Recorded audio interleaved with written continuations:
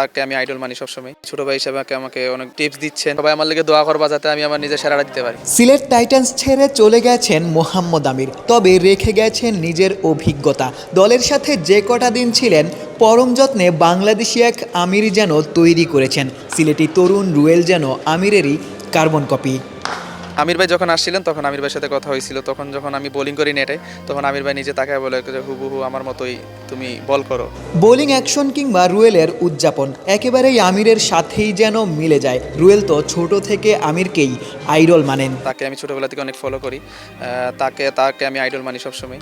তো তার কাছ থেকে আমি অনেক কিছু শিখতে পারছি। সে আমাকে নিজে থেকেও খুব ফ্রেন্ডলি আমির ভাই, যে ভাই হিসেবে, ছোটো ভাই হিসেবে আমাকে অনেক টিপস দিচ্ছেন এবং কীভাবে বল করতে হয়, কোন জিনিসগুলো ওনার যে এক্সপিরিয়েন্স আছে সেই এক্সপিরিয়েন্সগুলো আমার সাথে শেয়ার করছেন, যে তুমি এইভাবে করলে ভালো হবে, ডেথ ওভার, সুইং কীভাবে করাইতে হয়, বা উনি যেভাবে বল করে সেই সব জিনিসগুলো আমাকে উনি শেখাচ্ছেন প্রতিনিয়ত। ইলেকট্রা রেফ্রিজারেটর, খাবার তাজা তো জীবন তাজা। ইলেকট্রা, ফ্রিজের রাজা। আমির যেদিন সিলেট ছেড়ে চলে গেছেন তার পরিবর্তে রুয়েলি একাদশে সুযোগ পেয়েছেন। ডেথ ওভারে দারুণ বোলিংয়ে 3 উইকেট শিকার করেছেন, যার নেপথ্যে আমিরেরই মাস্টার ক্লাস।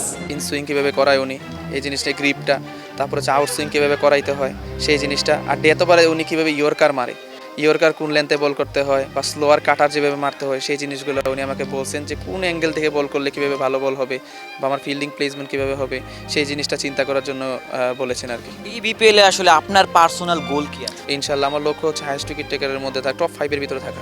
আপনার সিলেটবাসীর জন্য আসলে আপনি কি বলতে চান? আপনি তো সিলেটেরই সন্তান।